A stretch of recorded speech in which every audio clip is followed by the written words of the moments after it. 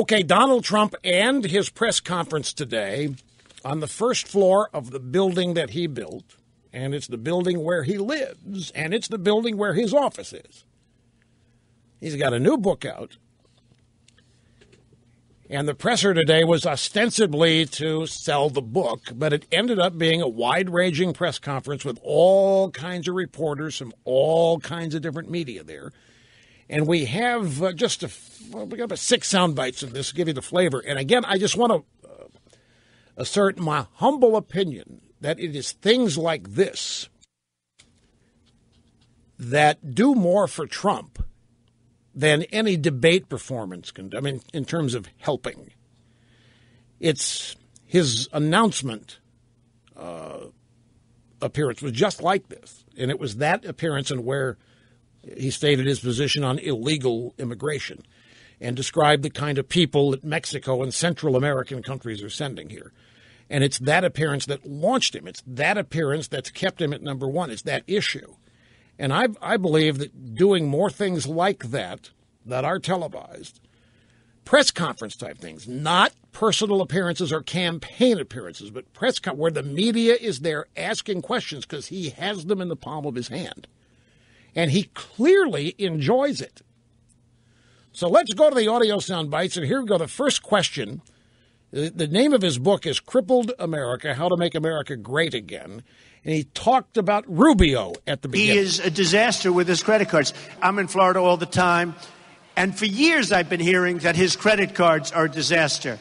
I would think when you take a look at it, you're going to find that. But his credit card debt and his problems with credit card, he has a very bad record of finances. If you look at what happened with his houses, with his, he certainly lives above his means. There's no question about that. When's the last time you ever heard anybody go after anybody like that? That's the way the Democrats go after Romney.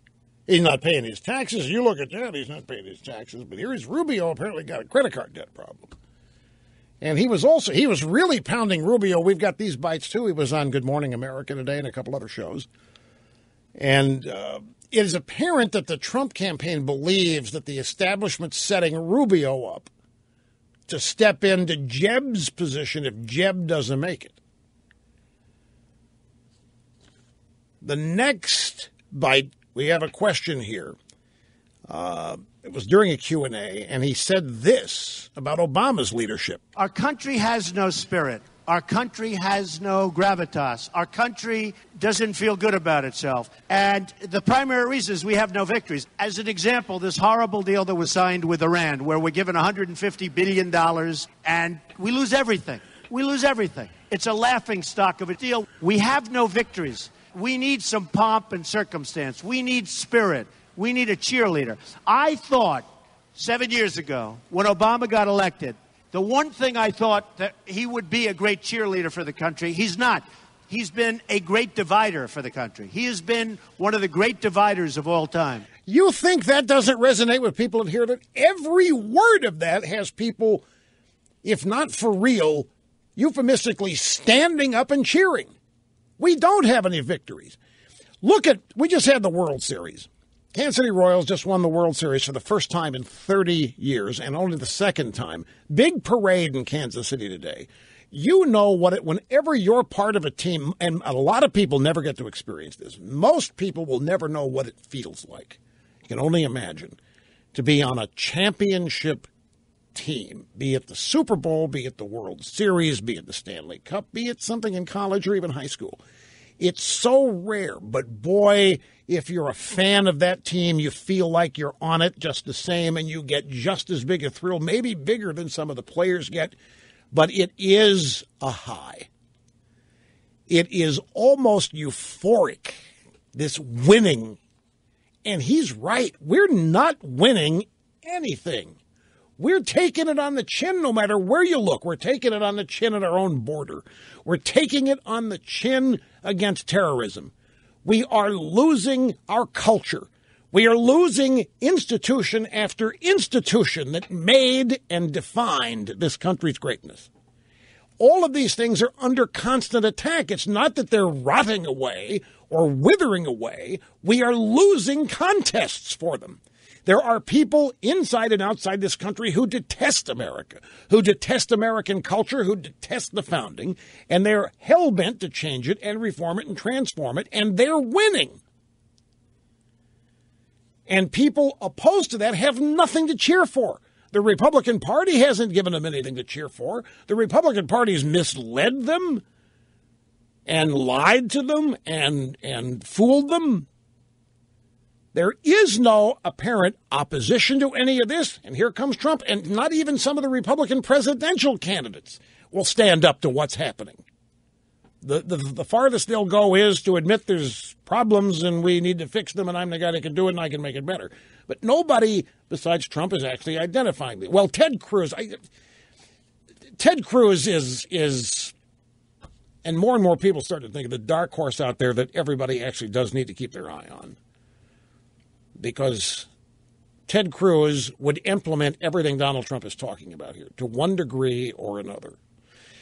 But the fact is that he's right that we don't have any winners. We're not cheering anything. We're being made to feel guilty for America. We're being made to apologize for America. And it's coming from the top. It is Obama who is leading the decline, and seemingly happily. It is Obama who says that he's the guy to manage it. The Democrat Party is telling everybody, this is a new reality here. This is the new normal, and you better get used to it. The old days of American prominence, those were artificial. We didn't deserve those days. Those were phony. We didn't really have that kind of prosperity. It was an illusion because we had stolen all this from everywhere around the world, and now the rest of the world wants back what we've stolen, and by God, we're going to give it to them. And if Iran wants to have nuclear weapons, who are we to say they can't? There's no difference in us and them.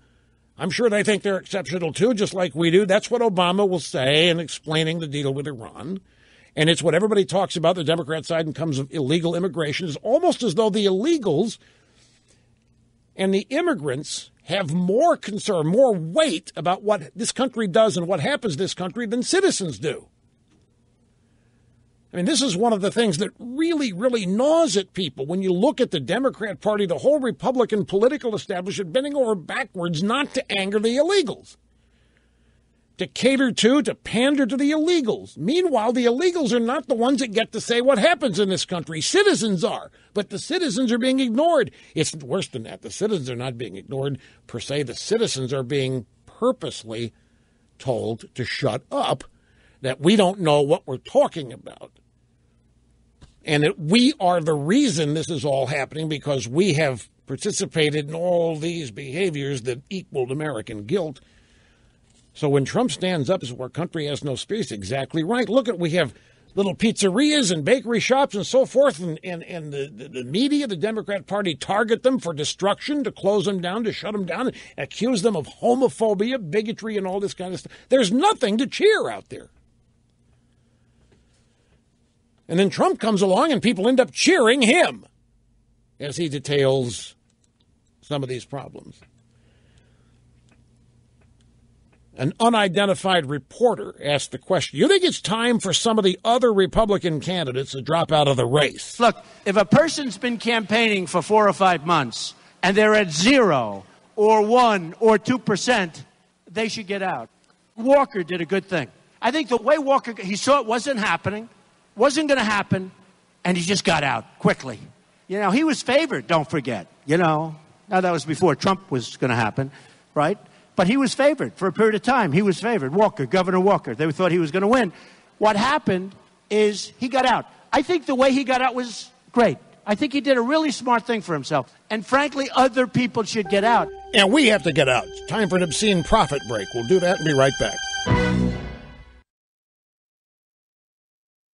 Back to the Donald Trump press conference today to launch his new book, Crippled America, How to Make America Great Again. The whole thing was a Q&A, or the vast majority of it was. It was not like a Trump campaign appearance. It was similar. Trump campaign appearance, he goes up, he does, well, yeah, like the Rush to Excellence tour was, except he used the podium and I didn't most of the time. But still, he's up there hour and a half, maybe hour 45 minutes, just doing stream of consciousness, stand up, and you never know where it's going to go.